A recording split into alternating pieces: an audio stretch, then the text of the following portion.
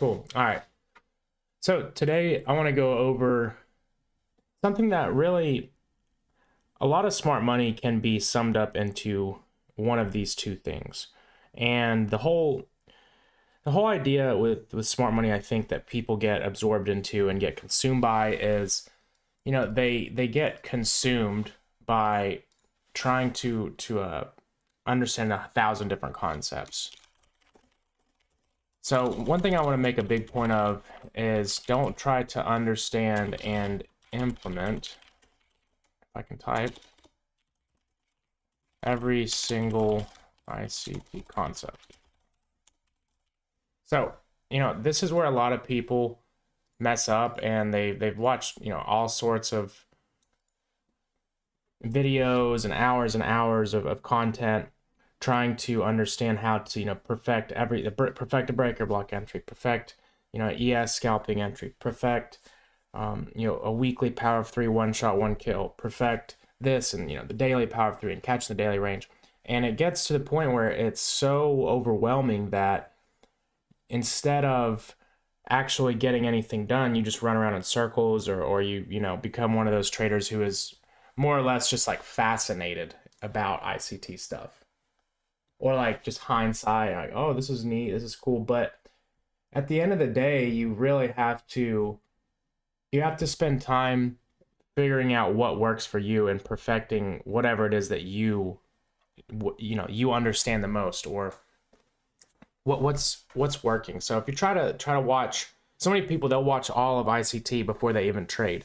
And while I do recommend there are steps to it. You need to learn, and you need to refine, and you need to practice on a demo, and then start with a small account and then work your way up. But so many people just get so lost in like the cult type ICT stuff, where it's just like, it's more fascinating, or it's like cool. But it's like the reason we're learning this is to make money. So you have to learn to take out what matters from all of this and be able to implement it into an executable strategy. So, conceptualizing is key. So, understand the foundational concepts. So what are the foundational concepts of ICT or any smart money concepts? Because, hate it or love it, there are different variations of smart money concepts, and people have taken the original foundational concepts and then built their own strategies. I'm not going to, there's a lot of people say, oh, everything is just a carbon copy of ICT. It's just simply not true. A lot of people have taken the idea and then went back and tested and found different occurrences in price and different ways to read price, but it's all based around the same narrative. And that narrative is, and again, it goes all the way back to Wyckoff, back and way before ICT was even born. So I'm not going to sit here and say, well, ICT invented this, ideology. I think that if you ask anybody over the last 50 years, hey, do you think the stock market's manipulated? Or hey, do you think, whatever is manipulated? The answer is yes, right? It's human nature that anything that has a ton of money in it is manipulated. So it's not like news, it's not like ICT just like cracked that code. But most people who are kind of branching off in the SMC, price action trading space, that ICT definitely made that a little more popular. So, but you have to understand the foundational concepts. And these patterns are occurrences that happen across all time frames. They happen at key points of day, or they happen at key points of the year. And they kind of ties nicely into the last lesson, which was the time and price lesson. But really the value and what really started to make ICT stuff click for me was understanding, how to I guess generalize the teachings and then use them for yourself. So power of 3 is going to be one of the patterns we're going to talk about today. So, a lot of people call it AMD, and they'll say like, oh, AMD isn't power of 3. Yes, it is. It 100% is. Go back to old ICT, it's literally called accumulation, manipulation, distribution. Now, this concept, oftentimes plays into Wyckoff. So I'm not going to say they're one are right or wrong. They're just different ways of interpreting it.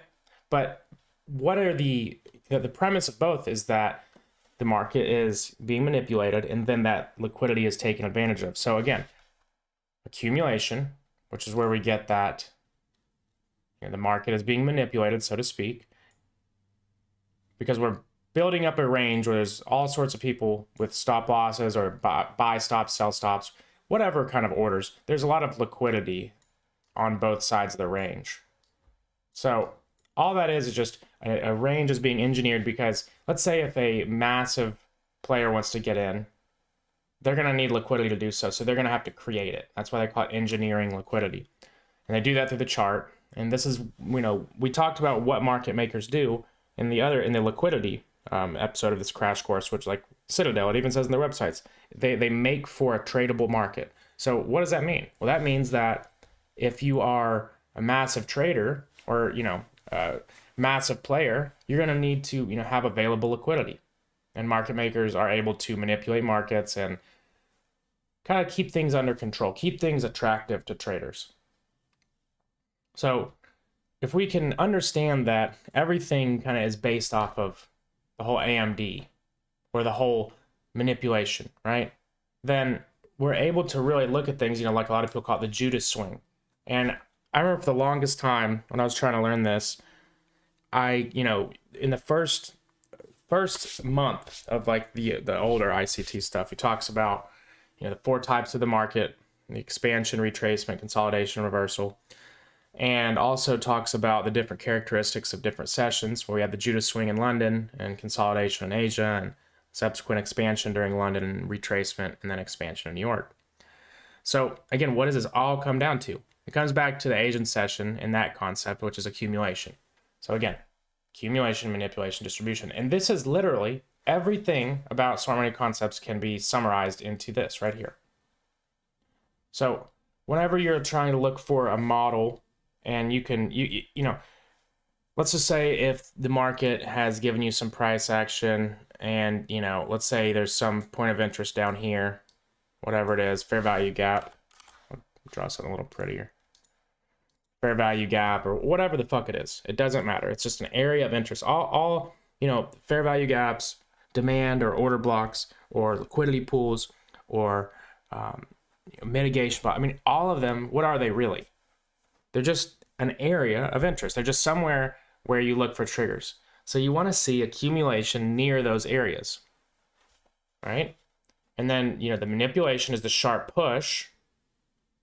And that's where we look to get involved. But nobody really looks like this. Like a lot of courses will teach it like, oh, this is just a liquidity sweep. And that's what it is. It is that. But when you really think about it, every time that a good trade happened, there was accumulation, manipulation, distribution.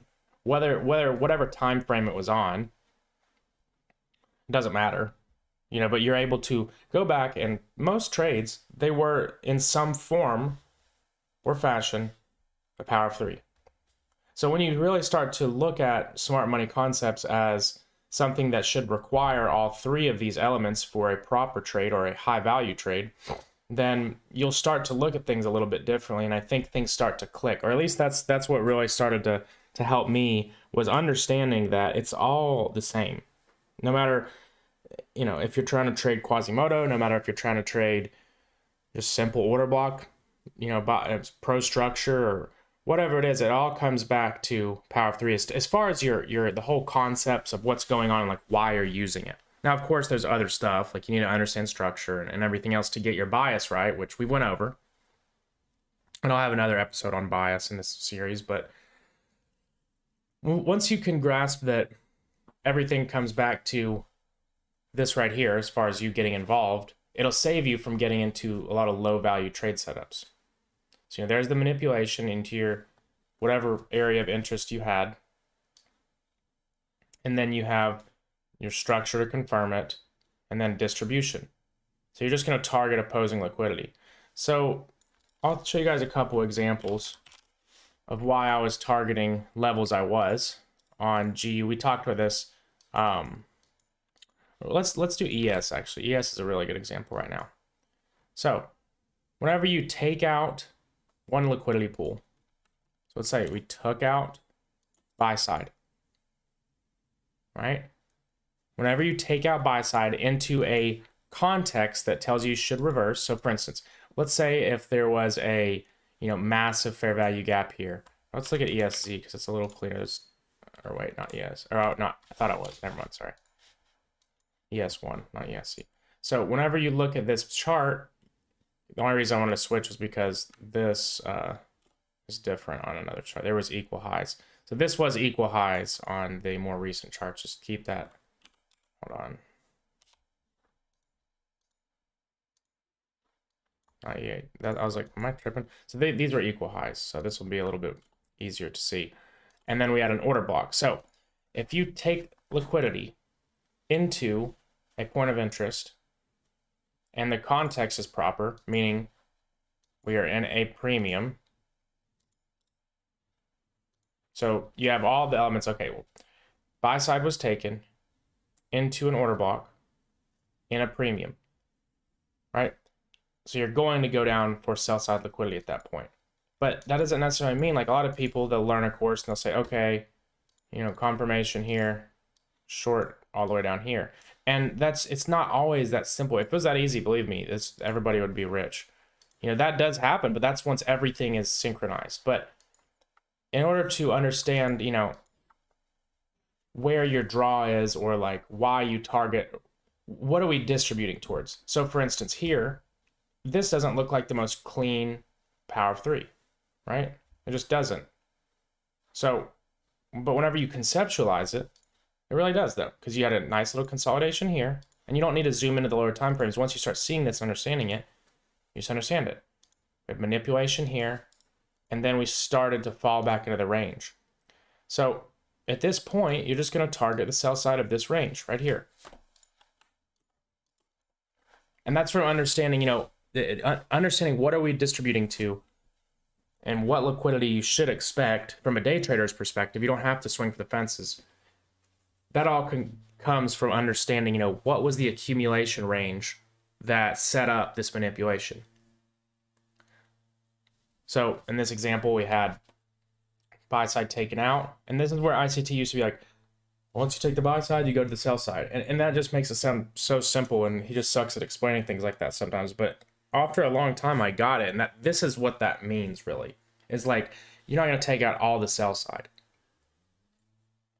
So I hope this is making sense. It's something that didn't make sense to me for a long time. But once you take out the equal highs here, and you're in this AMD, because you had an accumulation under your point of interest, in this example, it was equal highs. And then you saw a sharp push up, subsequent reversal. Now, another thing you can look at, other than power of three, we'll go back to this chart. It's the Bitcoin chart. Is market maker models. Another thing that, and most of these both fall into YCOP too. There's a lot of different ways to look at them. So market maker models are very similar to power of three. The main difference is that I think they're a little bit harder for people to learn, but the main difference is you get a consolidation. Let's say if we have a liquidity pool up here. This is an old high or old low. And you get a nice run up and a consolidation, a push up, smart money reversal, first leg of distribution, second leg of distribution down to the lows of the original consolidation.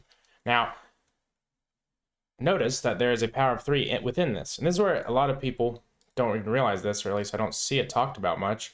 But you have a power of three inside of this little leg right here. But you can kind of pair these together to determine what you should be targeting. For power of three, it's kind of the safe way is just targeting the original accumulation. But that's really the same thing you're doing here in a market maker model. So what you're actually doing is visualizing the process of order pairing. So understanding these patterns and linking, like kind of having that mental model that everything around smart money concepts or price action trading is going to fall into one of these two patterns, whether you realize it or not. Once you start to see that, it's going to help not only with what you decide to trade, but with your bias and with your targeting.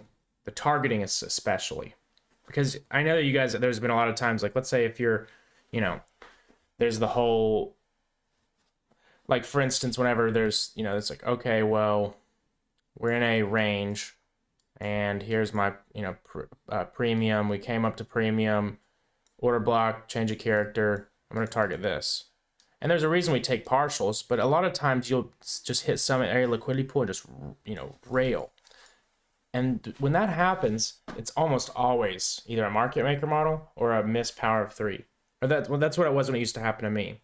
Maybe in this example right here, let's say we had a big push down, and this was your external range right here, this to this. You came back up, had a market maker model, and let's make this a little, this box.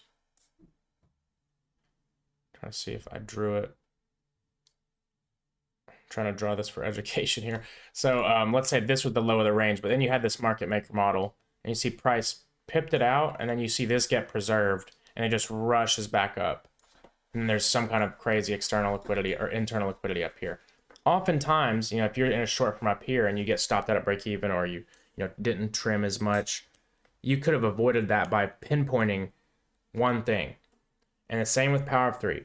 It's what is the original accumulation. So again, going back to what I started this with, everything in smart money concepts goes around accumulation, manipulation, distribution. And then we're going to go back into this in some form or fashion. And it's not always just going to be, it's not just so simple as, boom, okay, easy, boom. If it was that easy, it's just, but I mean, at the same time, it kind of is. It is, but it takes time to start spotting it like that.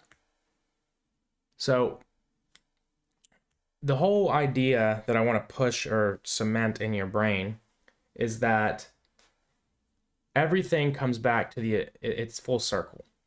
So if we are trying to deal with an algorithm, whatever, or it's market manipulation, however you want to interpret it to make it sound better or understand it better, all you really need to know is that obviously things are calculated, whether it's algorithmic or whether it's whatever, who knows, math, I don't know. But that's why a lot of these major funds are quant and using algorithms. I mean, you can literally go read about some of the most profitable funds out there. They're all using algorithms, but anyways, that's all besides the point. But what I'm trying to instill in your brain is that everything comes back to the original accumulation of whatever started the cycle you're in.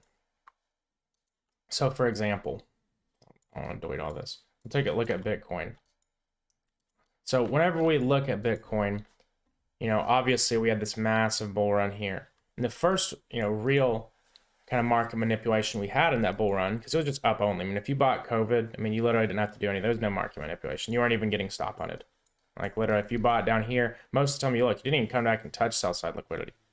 So once it started getting manipulated back up in here, that was your original consolidation.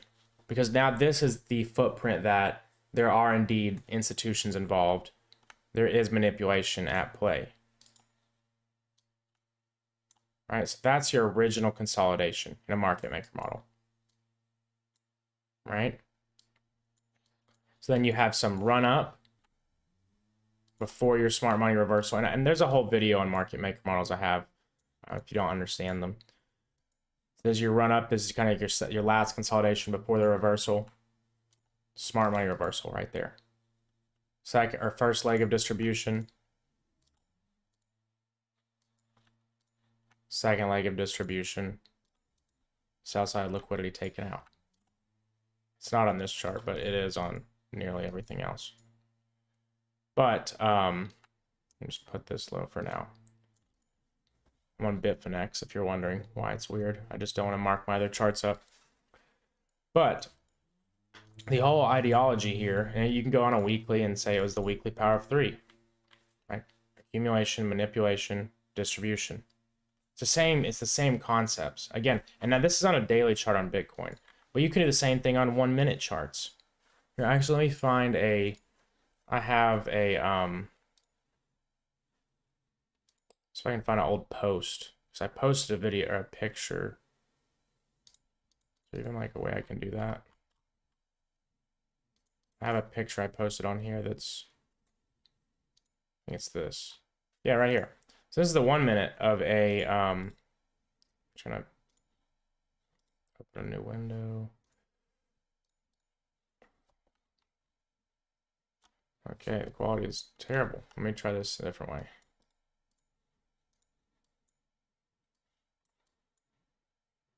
Okay, I guess quality is just terrible. You can still see the general understanding.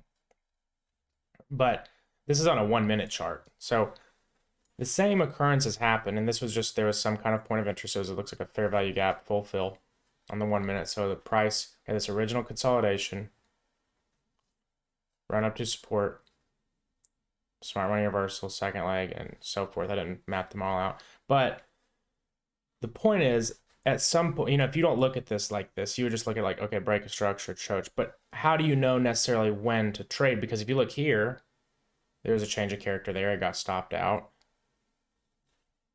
But again, it's just being aware of the whole process of order pairing and the whole manipulation process. It's not always going to be just as simple as, you know, POI choke. Like, you know, here's your point of interest. Bam. Okay, trade. You know, target the week low. It's just not that simple.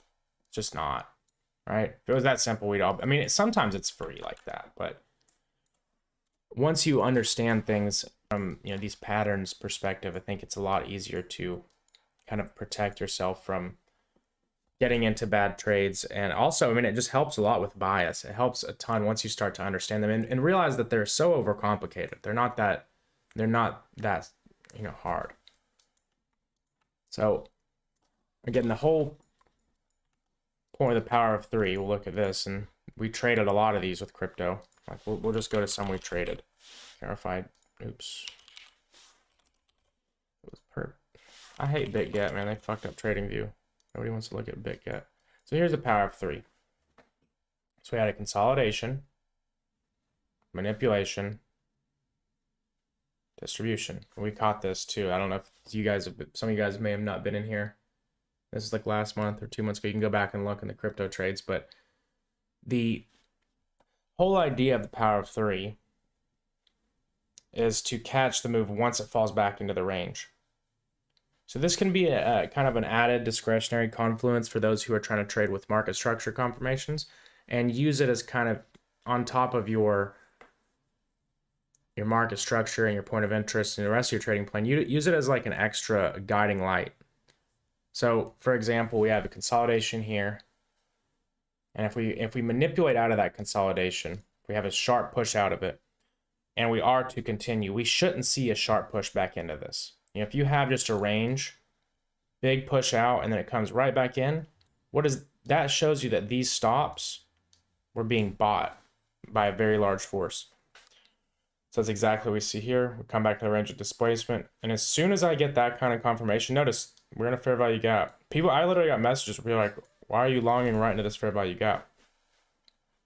Right? We've had a little drawdown, massive 100% move. And it's just simply from under. I would have longed that a long time ago. I would have been scared of long that because I would have said, oh, okay, well, bearish structure here, you know, displacement, I'm going to short from this fair value gap.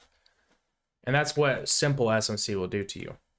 But if you understand the process of what's actually going on, because everything goes back to accumulation, manipulation, distribution, literally every last thing.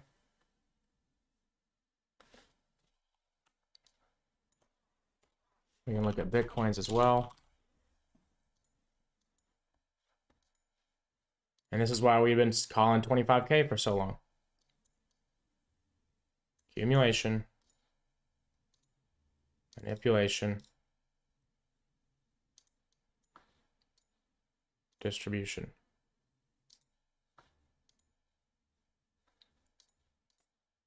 So you see how the displacement is very important. So notice how here we came in, we fell right back in the range. So at that point, you don't really want to entertain it too much.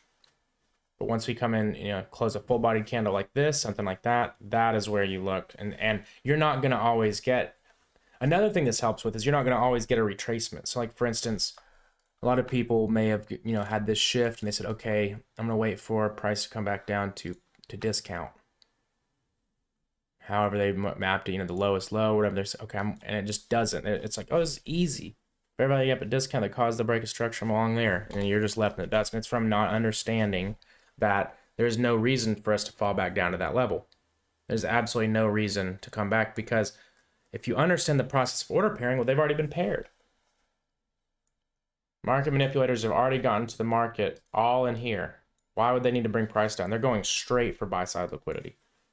And this can help you, whenever, if I'm on a 1 minute and I see something like this here, I took this trade the other day. Let's do ES instead. I took this yesterday morning. It was like at 10 a.m. I could have held it. I was kind of sick after. So this was, let me draw the liquidity out.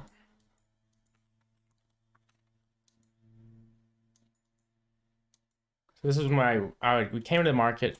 I talked at these equal highs. I put on Twitter that we were gonna, oh, that's the range, that we were gonna take out these equal highs. It happened overnight, and then I saw that we had nice displacement above them. So that tells me price is reaching higher. So it's in distribution mode. Again, if we look here, Haas actually called this out last week at some point. Again, consolidation. So it's our accumulation, manipulation, distribution. And this caused me to take a loss. We took a loss together on ES, I think, in this day, right in here. So I didn't see it, and that caused me a loss. And that's kind of the part of the inspiration why I wanted to go over this class today, because it's still, you're still going to make mistakes, but the more aware you are of this, the less you're going to make over time. And when you do make them, you're going to know why you made them. So again, at that point, I came into the market and said, okay, we're going for buy side. I'm pretty confident in that. So that made me take a trade that I usually wouldn't necessarily take, because if we look, 10 a.m. we shifted out, or took out sell side. This is kind of the model we look for. Immediate market structure shift. But usually I would want to see at least a little bit more retracement for this big of a move, and I would usually want to use this as the stop. So I would have waited until we got in here. But in this example, I knew that price is drawing extremely fast to the upside because we're in the distribution phase. Again, there's no reason to come down. This is basically your best opportunity. It already happened. It's not going to come back down one more time. Then we're moving up. I could have held it for much longer, as you guys see, but again, that's okay. I just held to the range high because that was the distribution target. Now, again, this goes in hand with bias, which that's gonna be the next episode we do in this series. It's gonna be daily bias, even though we have an old one too. So if you want to watch that in the meantime, it's in this playlist. But on top of that, we had met our daily power of 3 target. So again, accumulation, manipulation, distribution. So we go to the lower time frames, you see the same thing happening, but in the opposite side, which would match the fact that we've taken out this sell side liquidity, because now we have a reason to move back up to at least a discount. All right, which is definitely what's going on here.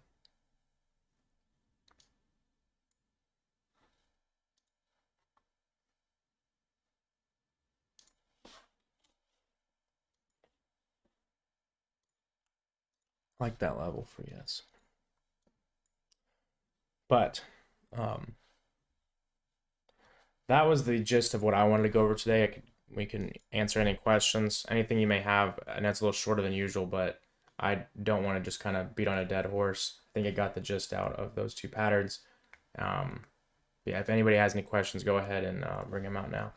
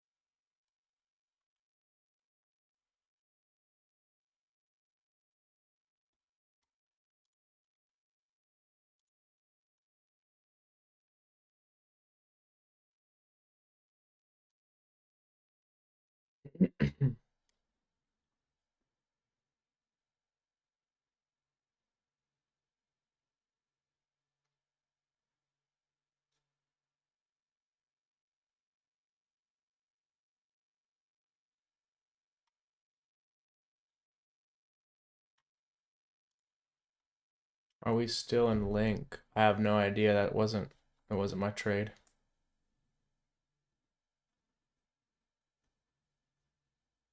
Can I please summarize the two patterns once more quickly? Like just the name and what to look at. I heard the second, but not the first. Sure, yeah. So, power of 3 is the first one we went over, and it's accumulation, manipulation, distribution. So basically, it's just the cycles of the market. It's everything that is in smart money kind of goes hand in hand around this. So it's just, you know, if we look at smart money, mainly it is price being manipulated, liquidity being taken into a, I'll just draw like this, into a point of interest. So we'll say that this is the point of interest, whatever it is. It could be an order block, breaker block, liquidity pool, whatever. You're going to want to see price consolidate above it, push down into it, maybe hang out there for a second and come back into this range here with force, with displacement. And that indicates that these stops were bought up down here. All the people got stopped out here. And then there was some old level that was mitigated. Now, or this can be another low. It could be just another higher time frame low. And again, any point of interest. So then once the price comes back up into the range with force, you then target the range high. So for a live example of that, or I guess a chart example would be something like this. Got a consolidation, a massive push down. Also, this was inspired by the FTX crash, so massive manipulation. Everybody said, oh my God, crypto's dead, it's over, it's done for, right? All the news blogs are posting that crypto is done, scams, be careful of crypto scams. And guess what happens? All those people who sold, whales bought it up and pushed it right back up to anybody who wanted to short.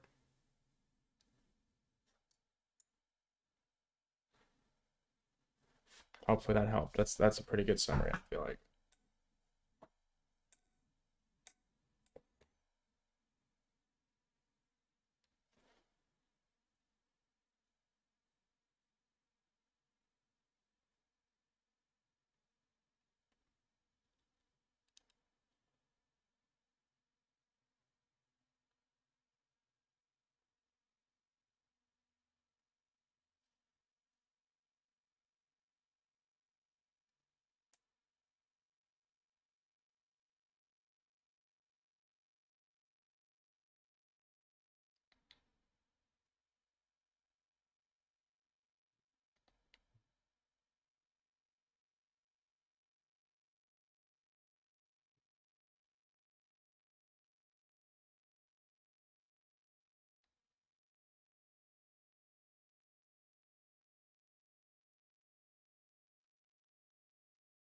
Cool, I'm glad. Yeah, the stream will be posted to YouTube.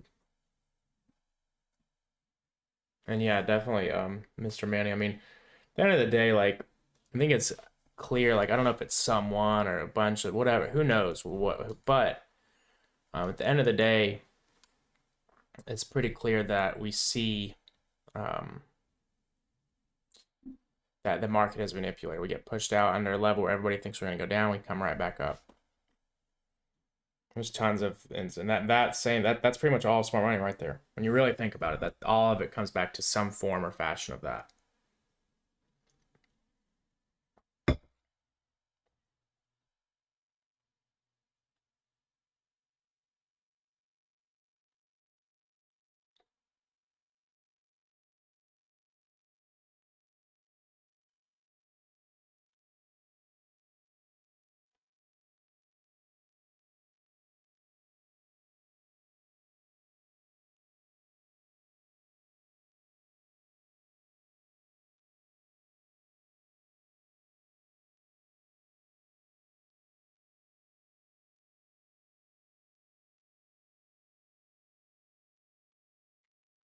Well, I think there's no questions.